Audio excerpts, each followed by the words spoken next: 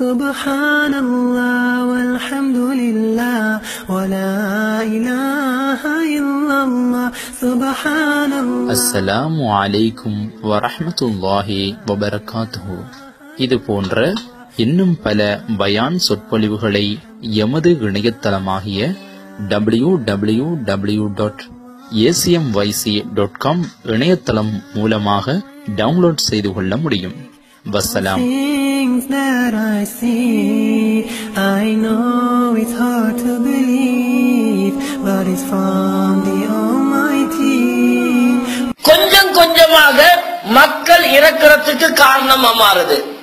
இதுல ஒன்று தாண்டா தலைக்கு போடுற ஜெல் பட்டர் மாய் வச்சிருக்காங்க ஒருத்தன் பேக்கெட்ல. வீட்டுல யாரு எதை போட்டுட்டே தெரியா கிரீம் மாய் வச்சிருக்கிறாங்க. ஒரு வீட்டுல போய் ஒளி செய்யறதுக்கு சொல்லி ஹஜ்ரத் வீட்டுக்கு போய் ஒளி செய்யுங்க போய் பார்த்தா சரியா இந்த டாக்டர் ரூம் மாதிரி இருக்குது. ஃபர்ஸ்ட் எய்ட் ரூம் மாதிரி நிறைய போத்தல் பேக்கெட்டா இருக்குது. என்னது எல்லாம் ஒவ்வொரு ஜாதி சாமான். ஜெல் பேக் எடுத்தாச்சு தலையில போட்டு தான் நீங்க தலை வாடுறீங்க. இந்த ஜெல்லுடைய எஃபெக்ட் என்னன்னு தெரியுமா? தலைக்கு போகக்கூடிய ஜெல் இது தலையில வச்சு காயும் பொழுது தலையில பூசிடுவீங்க. சல்லி கொடுத்து இப்படி வச்சுட்டு வாராரு ஒத்தனமோ பெபுன் குரங்கு மாதிரி.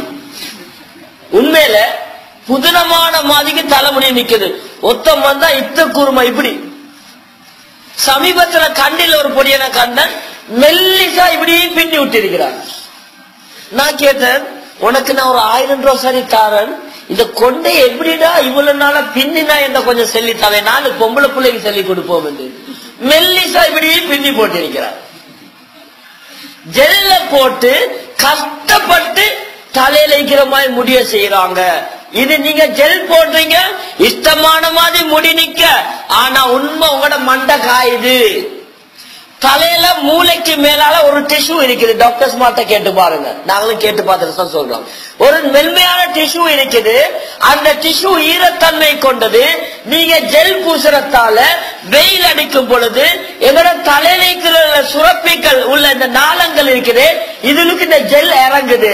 பின்னால ஜெல் காஞ்ச பின்னால உங்களோட தலைக்கு ஈரத்தன்மை இறங்காது, மூளைக்கு மேலால டிஷ்யூ காயும். இதற்கு பின்னால இளந்தாரி புள்ளியல் யாரு தொடர்ந்து ஜெல் பாவிச்சு பார்க்கிறீங்களோ உங்களுக்கு மண்டை குத்து தலைவலி வரும். இதுல முடிவு சில நேரம் மௌத்தாவும் போகலாம். சமீபத்தில் ஒரு வாலிப புள்ள திடீரென்று மௌத்தா போனாரு. டாக்டர் கொடுத்த ரிப்போர்ட்டை நான் சொல்லுவேன். இளந்தாரி புள்ள மௌத்தா போனாரு. டாக்டர் கொடுத்த ரிப்போர்ட், இந்த புள்ள மௌத்தா போறதுக்கு காரணம் இவர் தலைக்கு பாவிச்ச ஜெல். ஆனா எங்கட பொம்பளைக்கு இது பெரிய மதிப்பாட்டம். எங்கட சின்னவர், எங்கட பொம்பளை பெருமை பாட்டு ஒரு வித்தியாசமான பெருமை. எங்கட சின்னவர் அவர் சரியான ஃபேஷன். ஜெல் இல்லாம அவர் தலைவாரவே மாட்டாரு. நான் கொஞ்ச நாளைக்கு முந்தைய சொன்னேன், ஒரு கடைக்கு போனா ஒரு உம்மா பெருமையா சொல்றா, சாமனத்தை எடுத்துட்டு அந்த 5 ரூபாய் ஜெல் பேக்கணும் வைக்காம அதுவும் தாங்களே. அப்ப கடைக்காரன் கொடுத்தான். எடுத்துட்டு சொல்றா, எங்கட சின்னவர் சரியான ஃபேஷன், அவர் குளிக்கிறண்டா இது இல்லாம குளிக்க மாட்டாரு. அப்படியா? அது கடைக்காரன் விற்கத்தானே பாப்பார். இப்ப இவ சொல்றா, இனி எங்கடவரும் கொஞ்சம் அப்படி ஃபேஷன் தானே இன்னும் மதிப்பா சொல்றா. போன புரோசன கடைக்காரன்ட்ட என்ன சொல்லிட்டு போறான் தெரியுமா? ஏண்ட புள்ளையிட மண்டை காஞ்சி, ஏண்ட மாப்பிள்ளையிட மண்டை காஞ்சி தானே, ஏண்ட மாப்பிள்ளை மர பைத்தியம், ஏண்ட புள்ள கா பைத்தியம். ஏன் தெரியுமா? ஒரு சின்ன புள்ள நல்லா விளங்குங்க, 5 வயசு புள்ள உண்டு கட்ட காசனோட ஆடுது, கை தட்டுவோம். அத 15 வயசு புள்ள ஆடினா ஜோது எண்டுவோம், 55 வயசு ஆடினா கிறுக்கு எண்டுவோம், 60 வயசு ஆகினா பைத்தியம் எண்டுவோம். இப்ப என்ன சொல்றா, 7-8 வயசு பொடிய ஜெல் பூசுறானா இவன இவக்கு 45 வயசு கிளடு.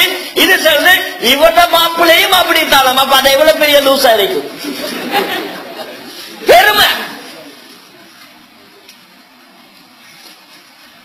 என்னது? எங்கட புள்ள ஃபேஷன்ன்றதுக்கு உம்மமாருக்கு பெருமை. சகோதரிகளே, தாய்மார்களே, கண்ணீர் வடிக்கணும், கண்ணீர் வடிக்கணும். ஆம்பளை பிள்ளைகள் விளங்குங்க.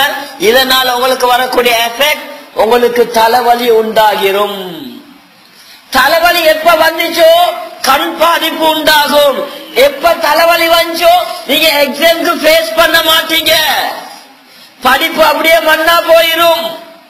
நீங்க தலைக்கு தான் ஜெல் போட்டீங்க, உங்களோட வாழ்க்கைக்கு மண்ணை போட்டி கொண்டிருக்கிறீங்க. விளங்குங்க. எவனோ செஞ்சதுக்காக வேண்டி நாங்க செய்ய தேவையில்ல. எவனோ செஞ்சதுக்காக வேண்டி நாங்க செய்ய தேவையில்ல. நாங்க தெளிவு பெறுவோம். நாங்க முஸ்லீம்கள், நாங்க முஸ்லீம்கள். கண்ணியத்துக்குரிய கணவான்களே, சகோதரிகளே, தாய்மார்களே, தெளிவா விளங்குங்க உங்களோட புள்ளைட விஷயத்துல.